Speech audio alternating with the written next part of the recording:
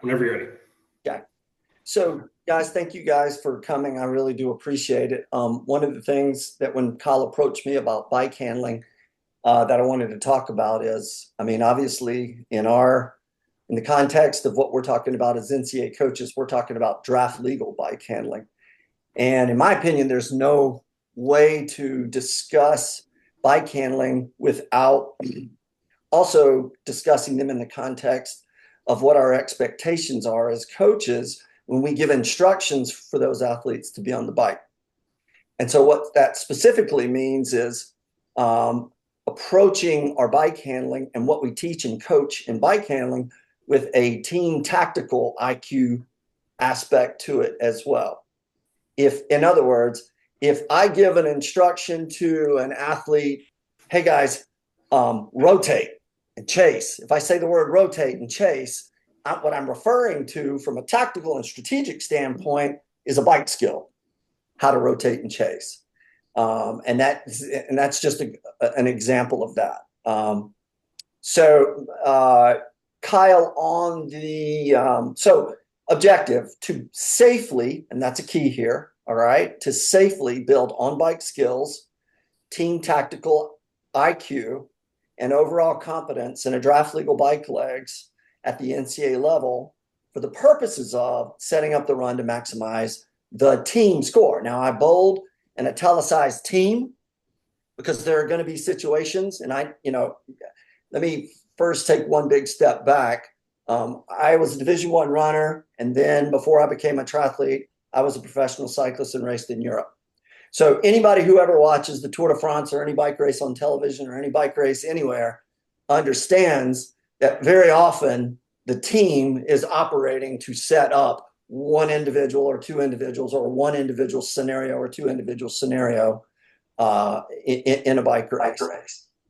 And so what I'm trying to do in imparting bike handling skills to our team is let that be the foundation for which we then coach and teach our athletes to do and to be able to do and apply different skills. Okay. So to set up the run to maximize the team score. I understand that, if we're racing 3 months out of the year in NCAA, there's still another, 8-9 months of racing in which they're racing for themselves. But, what we, in our program, what we have is in the fall, we call it the we season. And in the spring, we call it the me season. Right. And when you have your team in the fall, that's the we season. Okay. Kyle, what I had done with those numbers, 1 + 2 + 3 = 6 and 3 + 4 + 5 = 12. I have moved into a later portion of the talk on a draft version, but I'll go ahead and talk about those right now because they do reference the team scoring. And it's simply based off of the concept of what we all know, or those of you who have ever run cross country or coached cross country before, what you know is that if your first 1 or 2 or 3 runners, the difference between their good day and their bad day is a very minimal points margin, right? So if your top runner comes in first on their best day, but on their worst day comes in fourth, that's a net point difference of 3 points. Everybody following me? Apply that same, and let's say that the difference between their good day and their bad day over the course of 5K is 20 seconds. Apply that same 20 seconds to your number 5 score. The difference between their good day and their bad days, number 1, it's probably not 20 seconds, probably a little bit more, right? And number 2, how many points, how many displacers are going to fit inside of that same 20 seconds? In other words, the difference between your best day for your top 3, and I'm just hypothetically saying your top 3 athletes, is, on the best day, a number 1 position, a number 2 position, number 3 position equals 6 points. And let's say on their not best day, their average day, 3 + 4, they get 3rd, 4th, and 5th, which is 12 points. Okay, this is just a hypothetical situation, but the point is to show you that that's only a 6-point differential. Whereas the point differential between your number 4 and 5 might not just be 6 points. It might be 60 points. It might be 20 points. It might be 30 points. Therefore, in team triathlon, what we're doing is we're trying as best we can to help set up our latter 4 or 5 scores with all of our tactical and strategic decisions as it relates to the bike, because the bike is where most of the action happens in terms of tactics and strategy, right? Is everybody following me in giving the groundwork as to why we do what we do in teaching? Okay. All right. Kyle, you want to go to the next slide? Yep. Okay. So our challenges are on the NCA side of thing is we're going to get kids with a variety of skill levels on the bike in particular. Now, we're going to get variety skill levels swimming and running as well. But that margin between your best bike handling cyclist and your worst bike handling cyclist is probably going to be even wider. We're going to have kids coming from single sport disciplines. We're going to have kids coming from non-draft or predominantly non-draft disciplines. Very rarely are we going to have kids who have, in addition to triathlon, also bike raced. Okay. So there's a variety of skill levels, and your job, our job, is to hone those into one cohesive unit as best as we possibly can. Okay. So single sport student athletes versus lifelong triathletes, non-draft versus draft legal. I had a race director of our Lake Davidson Collegiate Cup race this year. After watching our race, he came up to me after the race, after he watched the Lake Davidson Triathlon, the draft legal NCAA women's race, and he said, "This is like a whole nother sport, Sonny." I had no idea. And I said, yeah, it really is. And then the other thing that we have to think about is the role of T1 and T2 as a precursor to what then happens. T1 is what happens on the bike, and T2, how you manage what happened on the bike. Okay. So in speaking about bike skills, we need to talk about, quite simply, how to get on and off the bike quickly to make the group that you need to make to contribute to the team. Right. All right. So those are our goals and our challenges here. Next slide, Kyle. There you go. Skills. Things that we want to teach. We want to teach rotational group efficiency. Now, what we do is we do this on a weekly basis. And just because of class schedules and different things like that, I choose Saturdays for us to do that.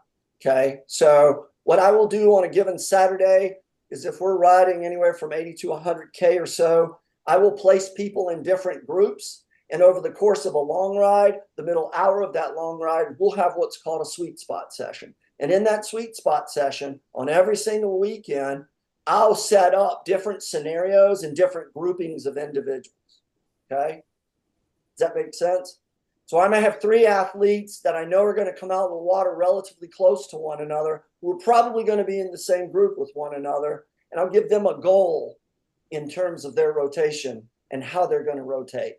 And we'll do anything from, I'll ask them questions, on the first hour is always like an aerobic warm up. But before we actually get into the segregating into groups, I'll ask them, what direction's the wind coming from today? If the wind's coming from the right, then we want the die line to happen on the right side, whereas we're pulling up the left side. If the wind's coming from the left, we're going to reverse the rotation. We have an out and back course. So in one direction, the wind's going to hit us from one direction, and in another direction, the wind's going to hit us from another direction. In other words, when you hit the 180 turnaround, you're going to be flipping whether you rotate clockwise or whether you rotate counterclockwise. Okay. And then we'll practice things like cornering. Not always great to do on Saturdays, but what we'll also do is, like in our in-week rides, we'll go to a parking lot that is completely empty or closed to traffic, or there's not a lot of traffic or anything like that. Sometimes we'll set up cones, and then we'll just corner. And one of the ways that we do that is we'll set up different cornering type scenarios, and we'll just play follow the leader. And oftentimes what I'll do is I'll just get to the front of the group, and I'm just trying to take them through a corner at a point at which is just barely uncomfortable for them. And then making sure that they're, not shifting gears coming out of the corner, but shifting gears going into the corner. That they've got the outside pedal down, that they're pointing the inside knee, that their field of vision is in the right place. All of those things. Braking. I'll say the obvious. Obviously, using your rear brake more than your front brake. Okay. Um, gear selection. All the time, and this is something that I notice every single year, particularly with freshmen, because I've not yet preached it to them a lot. Is we'll be leaving campus doing our warm up, and I'll see out of a squad of 11, I'll see 6 people in the big ring. And I'm like, that's for later. Let's develop your spin. Let's talk about what good pedal stroke mechanics mean. Let's talk about torque management, because the bigger the gear you are in as you exit a corner, the higher the torque's going to be coming out of, or the torque demand's going to be coming out of that corner.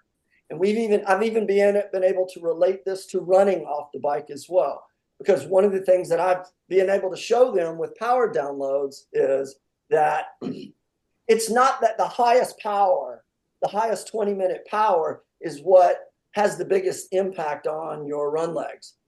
What has the biggest impact on your run legs is when you look at that power profile, you see all the spikes and how many of those moments of high torque you were just dumping watts away and burning matches and killing the run legs. Okay. So I'm teaching them to smooth that power output and those moments of torque and spike as much as I possibly can. And that has to do with gear selection. And more often than not, it's not getting in the right gear when it's time to get in the right gear. It's getting in the right gear before you need the right gear. Okay.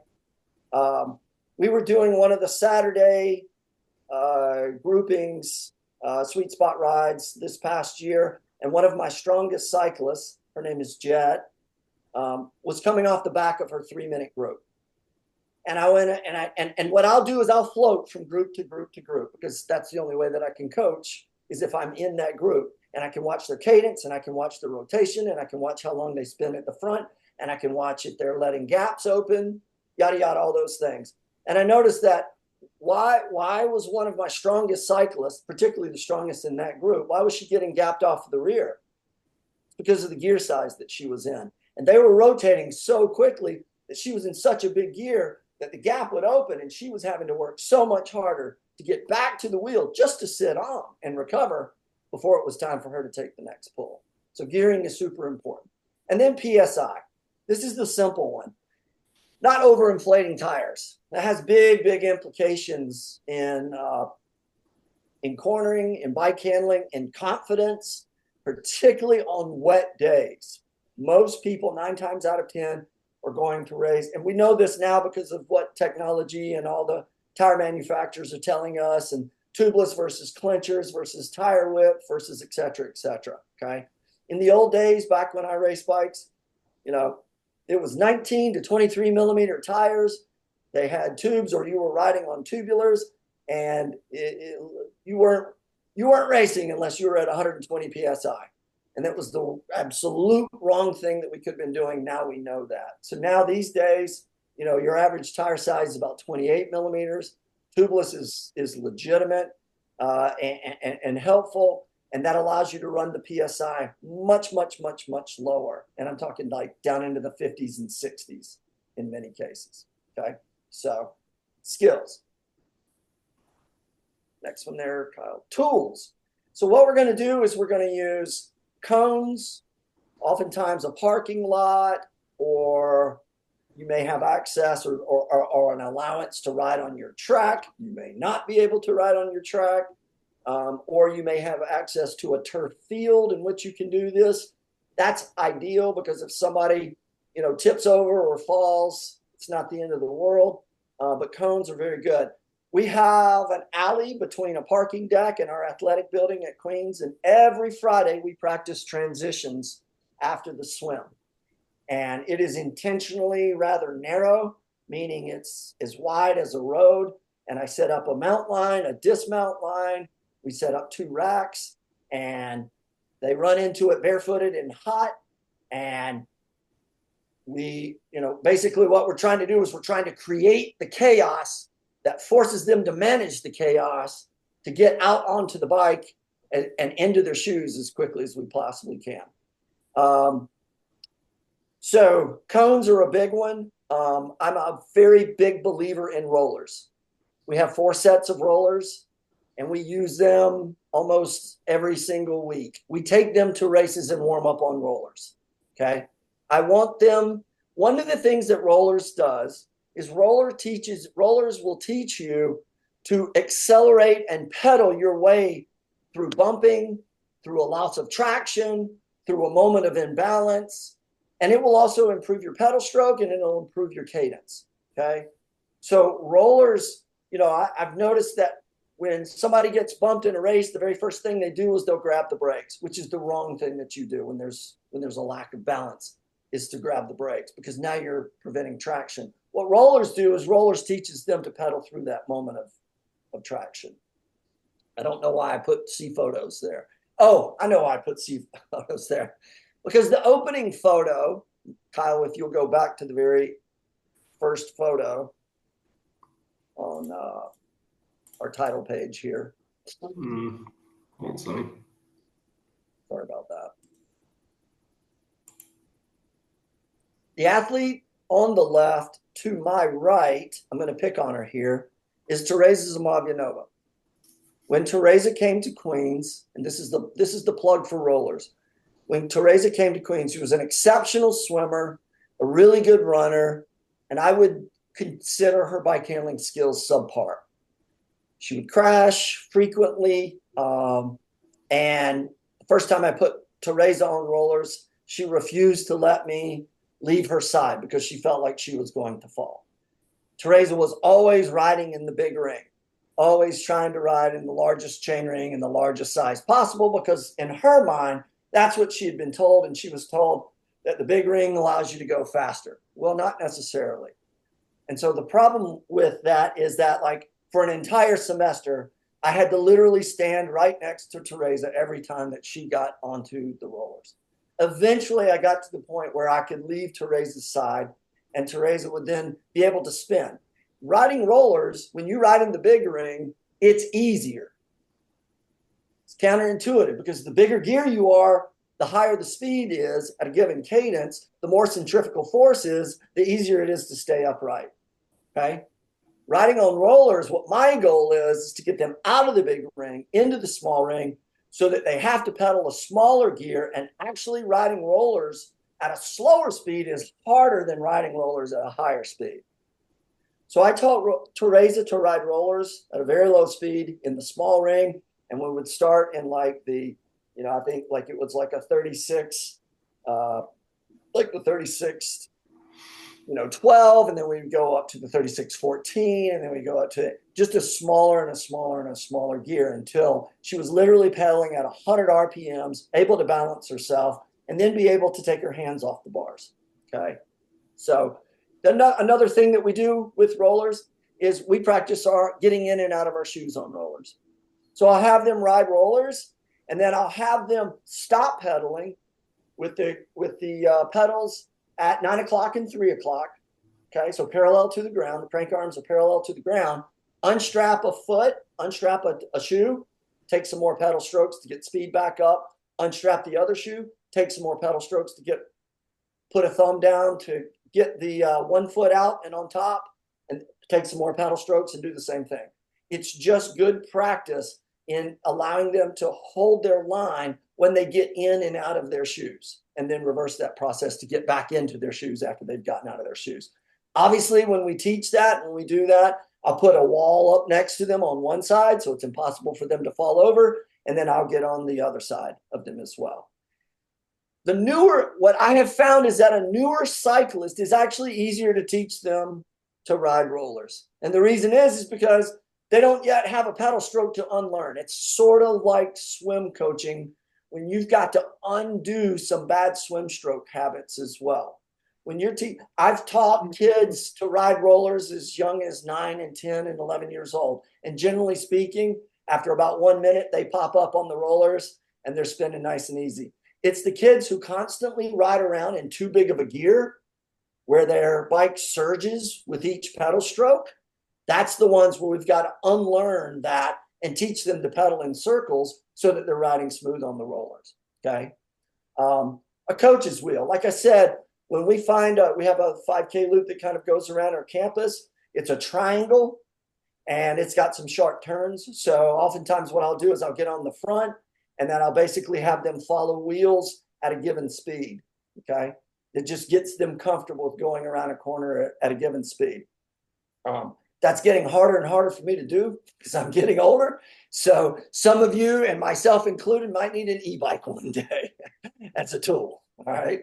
Because I like now when we do the sweet spot portion, like I can't hold on the entire time when they're doing sweet spot. And then, like I said, we have a practice loop with which we do that on. It's beneficial to teach them right hand as well as left hand turns. And one of the things that I recommend to them as well when we train is full finger gloves. Okay. Because let's face it, sometimes people fall. And that actually is not the worst thing in the world. That's really part of learning. Okay. So those are some of the tools that we use. Games. So on a field or a turf field or a grass field or something like that, we will set up a perimeter with cones and we play foot down.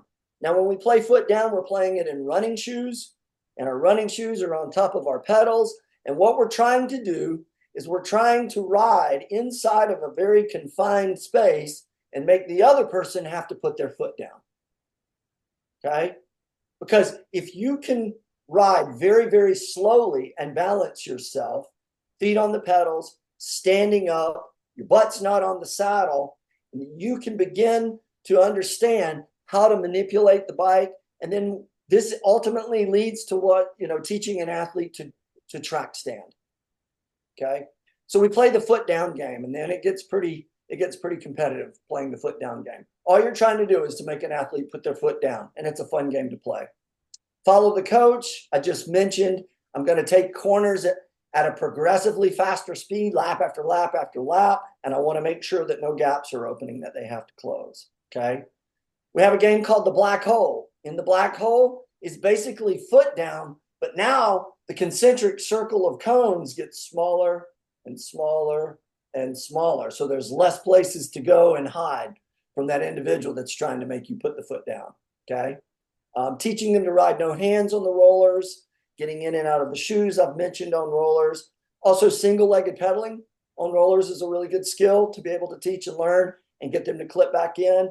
And then, of course, like I had said before, transition area run-throughs every single non-race Friday. If we're not racing that weekend, we're going to do this on every single Friday. At the beginning of the year, we might do 3 or 4 run-throughs per individual. As we go on through the season and they get sharper at it, I might just have them do 2. And before a target race, I may just have them do one-time run through. If there's always something that we can pick out that someone is doing, in a transition. And it might not just be the actual skills in the transition. It might also be like the setup of transition, and, we do the whole thing with the plastic boxes, everything. We try to make it as lifelike as we possibly can. I noticed that years ago, that like, if athlete A, B, C, D's athletes were on a rack together, they would naturally line up at the transition start, A, B, C, D, E. And I was like, no. It's never going to be this way when you run into transition. We're going to go C, D, A, E, blah, blah, blah, so that you have to cross paths getting to your bike. Okay. All right. Tactics. All right. So, a lot of times what we do before every single race, not a lot of times, every time what we do before every single race is we sit on our last swim session before we depart. We have a whiteboard that I, am writing the workouts up, and we have magnets. And when Sage was my assistant coach, she's now the head coach at LaSalle, she actually painted, they were blue and gold magnets, and she actually painted names on those magnets. And then what we would do is we would have red magnets for teams that we were competing against that were in red, and purple magnets and green magnets, and you name it. We had all these different colors of magnets. And what we're talking about is the likely scenario of which everyone is entering in that race on a given weekend, what it's most likely the scenarios will look like at T1's exit. So after they've come out of the water, after they've, dumped their capping goggles into the basket, they've got their helmet on, they're running out, they're on the bike, they're in the shoes. First thing they're to do is to look around and say, who are my teammates that are with me at this point? So that we can, as quickly as possible, know who's up the road and how many teammates we have, okay? What my goal is as a coach is to let the primary group know you either have 5 or you don't have 5. If you don't have 5, you cannot get on the gas, period. Because again, right back to the scoring that I talked about before, what good is it for everybody to go 1, 2, 3, 4 and to leave number 5 back in a group who's going to finish and give away 50 or 40 or 50 points? That does no good. So we've got to have 5, okay? So we need to have that situational awareness on exit of T1. Do we have 5? Do we have 6 in that? So what we want is we want no score, any of those top 5, in isolation by themselves, okay? If you are the number 6 and you did not make the primary group, I'm sorry. That's just the way that it is. And we've had that situation occur as well. We rarely, and I'll say never, pull when outnumbered in a group and we have teammates chasing. In other words, in the front group, if there's 2 of us and 3 of another school, we're not taking pulls because we're outnumbered. Meanwhile, I've got a group chasing from behind. Why would we contribute to a group rolling up the road when I've got 3 girls chasing that? We're working against ourselves in that situation, okay? We always pull, principle number 2, we always pull when we have numbers. Always. For instance, the East Regional this year, we had 2 girls out of the water in the front group with a TCU athlete, Kira Gupta-Baltazar. It was 2-on-1. We were working the front of that race, trying to work the front of that race, okay? Because we had numbers, all right? We never chase down a group in which we have the advantage. So back to that same race, I did not have any athletes in the second group. That second group was made up of the next 4 TCU scoring athletes. At that point, we were in trouble. We were the third group. We had to catch the second group before the second group caught the first group. If the second group caught the first group, they had numbers. So we had to catch their group, making it a chase before they caught our group. So in the front, we were absolutely hauling and taking hard pulls. And then in the chase group, we were taking hard pulls to catch them and merge number 2 and 3 together, which is exactly what happened. And when 2 and 3 came together, now we have numbers in the front. They have to chase, and our number of 3, 4, and 5 get to sit on and wait for the run, okay? So we never chase down a group in which we have an advantage, all right? Let the horses pull the cart. The strongest riders take the longest pulls. This is not about equity. If I have an athlete, a very small athlete, one in particular that I'm thinking about might be 4'11", and all of a $110. She's got an FTP of maybe 200 watts, whereas some of the other girls are in the 220s and all the way up to 260s. I'm not going to have her go up and trade pulls just because of the color of her jersey. What she's going to do is she's going to allow our strongest riders to rotate, and then she's going to do her best to not allow other riders to get in that rotation and slow us down. Now, she's not bumping, she's not impeding, she's not touching anybody else. She's what we call tail gunning. And this is what happens in cycling when you have a lead-out train, and the lead-out train has the sprinter at the end of that lead-out train, and you've got everybody else taking their hard pull, and the speed's getting faster, and the speed's getting faster, and the speed's getting faster. What other teams will often try to do is to take their sprinter and put it on the wheel of your sprinter. How do you counter that? You put a rider on the wheel of your sprinter so that no one else can get the wheel of your sprinter. That's what the tail gunner does. So in a situation where I have a smaller, a non-powerful athlete on the bike who is a good swimmer and has made that group, what she's going to do is let the horses pull the cart, and the best role for her is to let them do their job uninterrupted and without anybody else stalling that chase down. Okay. In certain situations where we have an advantage in the front, again, back to the East Regional, 2 people in the front and only 1 from another team. Once we make the connection to the chase, what we want to do is we want to stall that chase.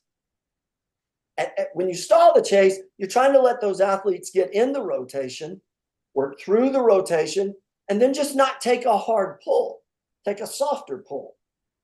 Because you don't want to chase down, you don't want your own athletes chasing down an advantage that you have in a group up front, okay? And then we talked about keeping your chase from being stalled with the tail gunner.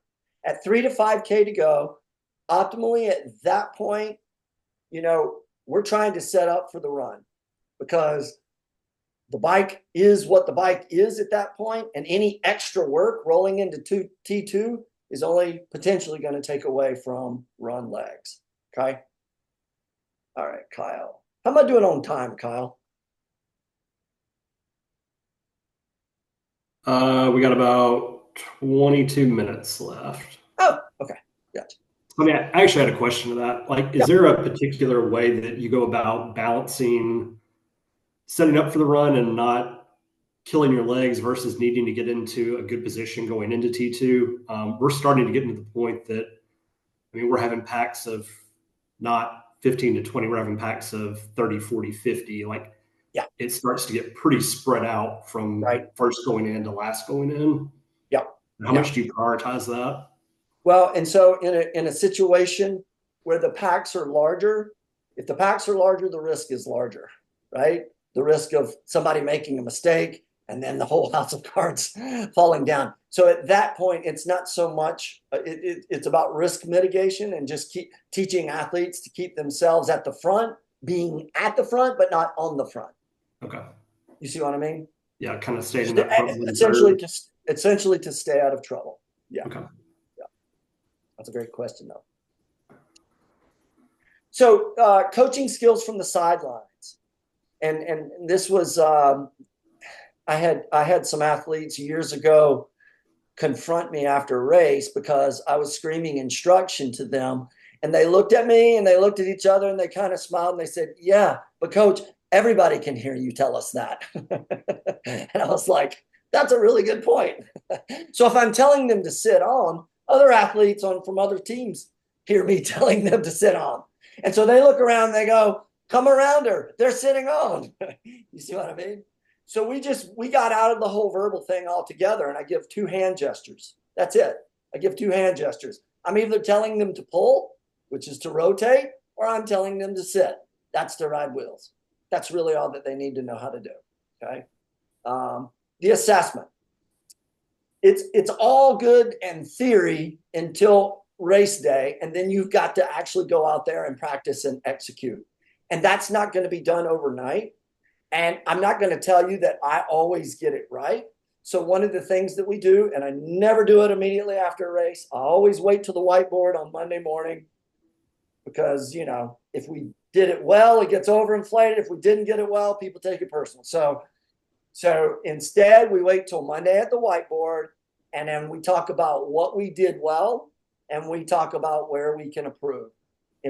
And that's just a moment in which we can say, "Hey, this occurred. You had either this decision or that decision. What made you guys think that decision was the best one? And let's talk about it."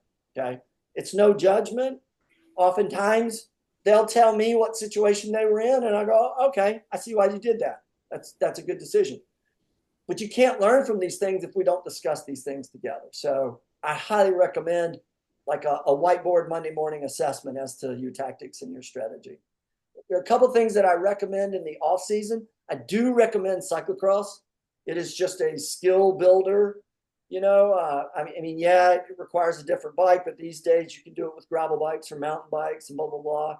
And of course, we should all be trying to get if possible, all get our athletes on courses for pre-rides as much as we possibly can.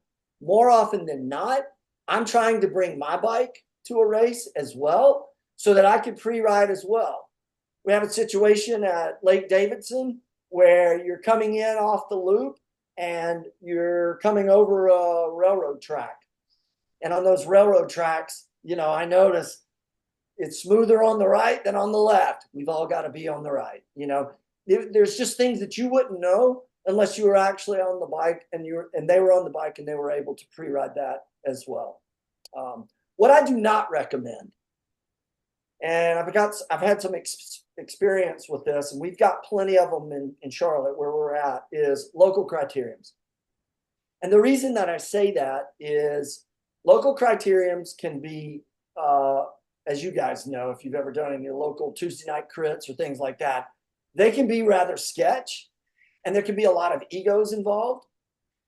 You add triathletes into that mix as well, and then a lot of the local crit racers have these athletes that may not have the quite same skills that they have, but have every bit the horsepower, and that can create some animosity, and that animosity creates some higher risk situations. We used to do some local criteriums. Seth Ryder, he 100% demanded that he do a local criteriums until he saw a really bad wreck at one. And one night I was like, yeah, are we still going to do this? So I do not recommend local crits for that reason. So to conclude, we start kind of the foundation of the conversations regarding tactics, which leads to what we do in terms of bike handling with a we before me, foundation. We've got to be able to lose a battle, to lose a place, at number 1, 2, or 3, and it may cost an individual a place in order to win the war in terms of team scoring. Oftentimes, that's just the way that team triathlon is scored. And let me say this: I think you guys have, Kyle, am I correct? You guys still have the recruiting panel this afternoon? Is that right? Yeah, that's one of my recruiting questions. Yeah. Are you willing to sacrifice yourself for your teammates if the situation demands it in a race? All right. So you've got to practice with patience. We've got to practice with intentionality. Okay. I'm not always the best about patience. I had an athlete a few years ago. We're doing a 180-degree cone drill. I think we were going around a roundabout, and she leaned her bike over and her inside pedal was down, and I almost lost my shit. And the older girls were like, "Hey, coach, she's a freshman." I was like, "You're right." So I had to check myself.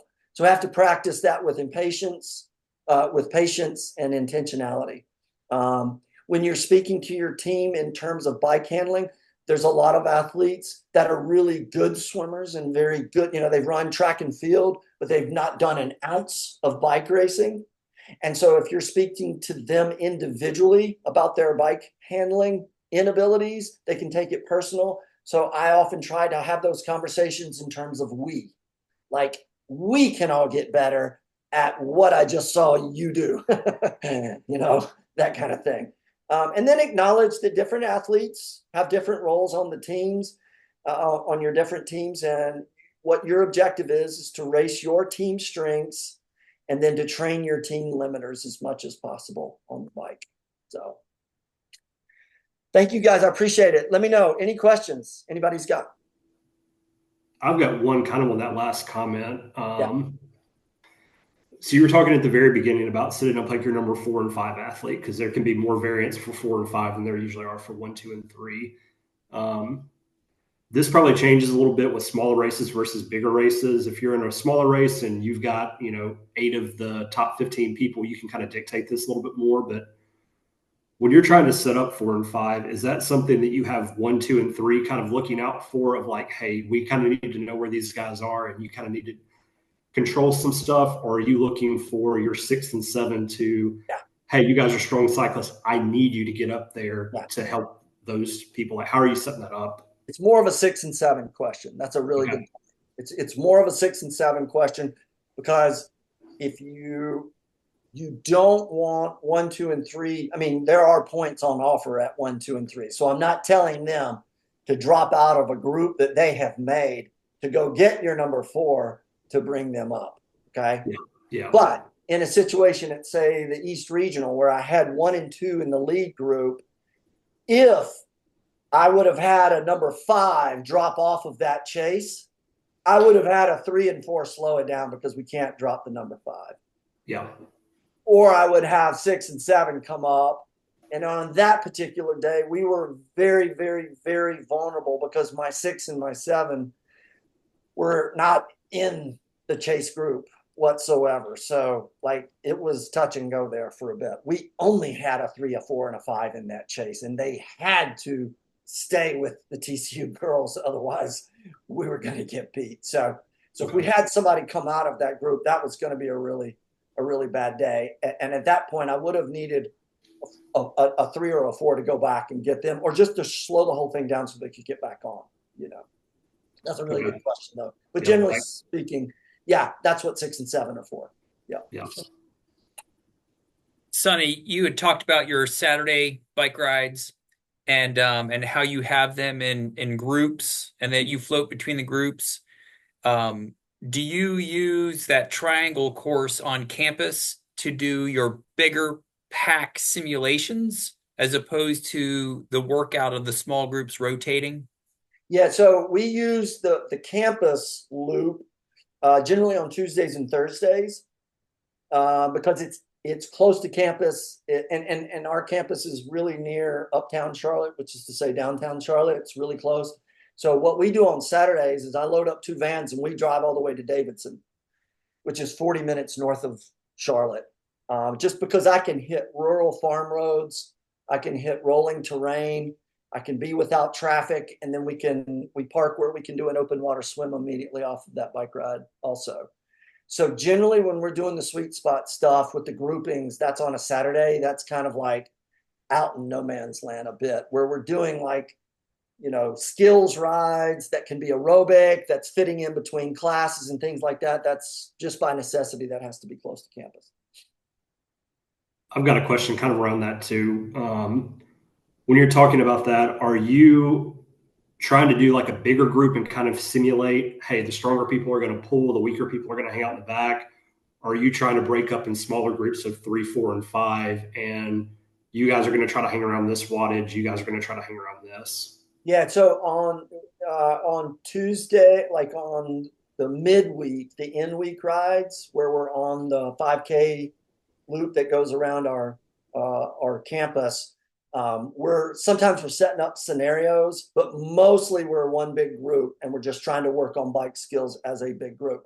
Interesting point. I don't know if you remember, it was 2019 that Sam McGinnis had a really bad crash and did not attend the regional, but then was able to come to the national championship. It was on one of those rides in which she crashed. And it wasn't anybody that took her down.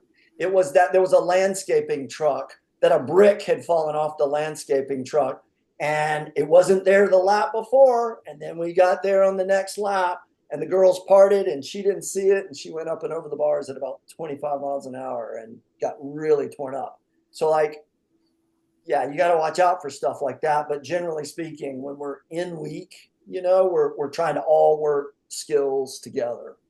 What about Saturdays on that longer ride? So Are you Saturdays breaking are up into longer. small groups or? Yeah, Saturdays is when we break up. So we'll ride an hour all together. The first Yeah. hour is all together and aerobic. The second hour is when we break up into groups, and I've predetermined and announced to them the Saturdays groups on the Friday swim.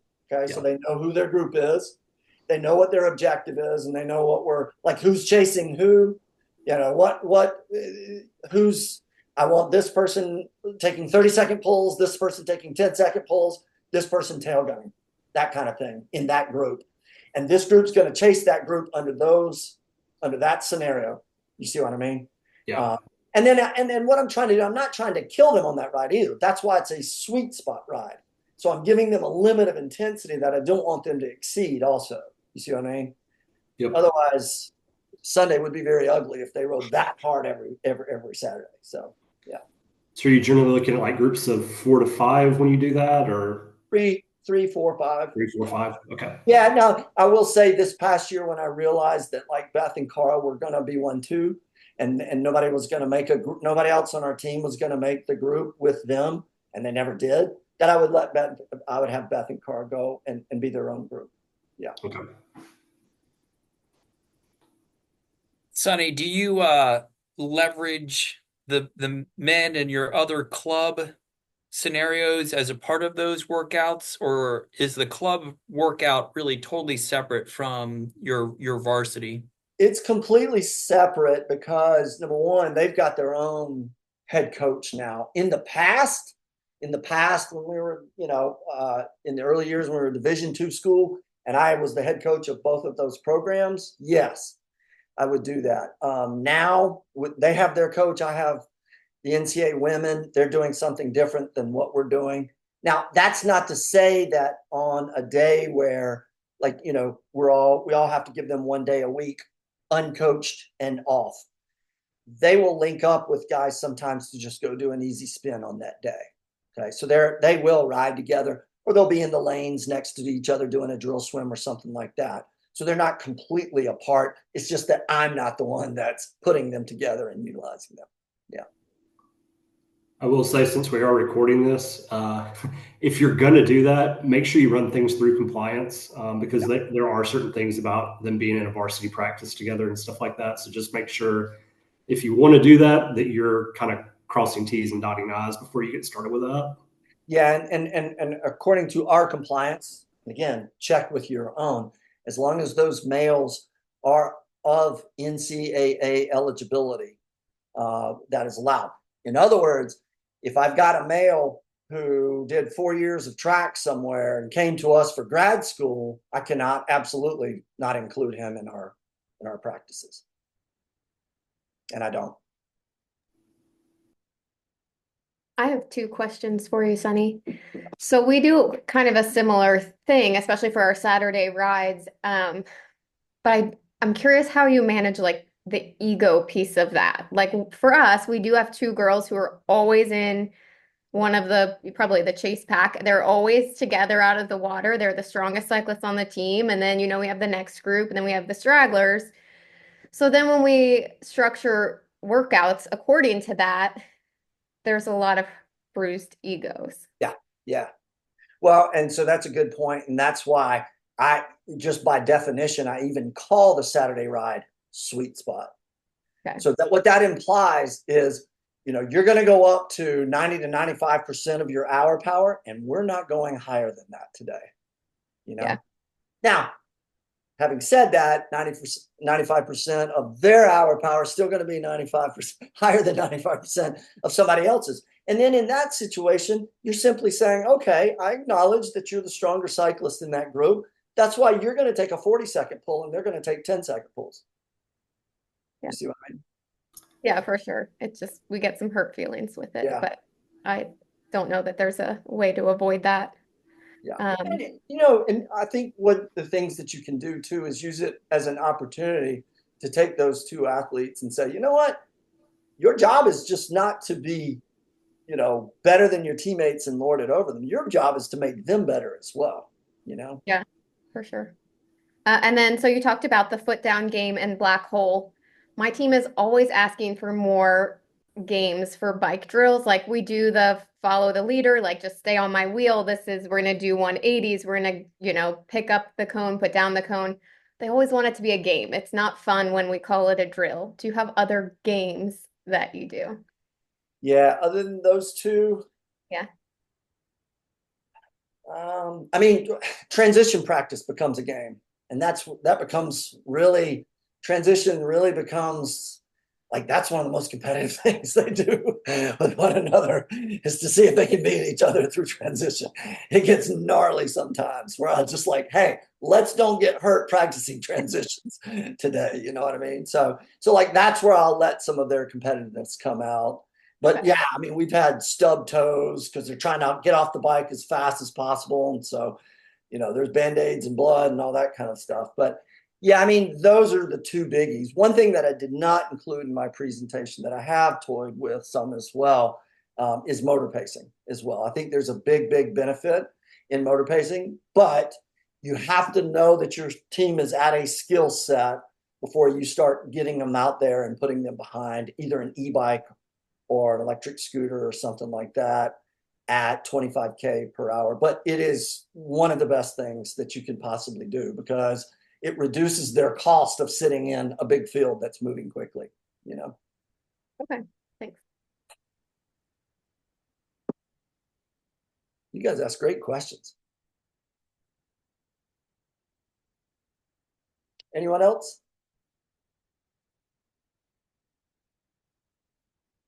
All right. Well, thank you guys so much. I appreciate it. Thanks for the opportunity, Kyle.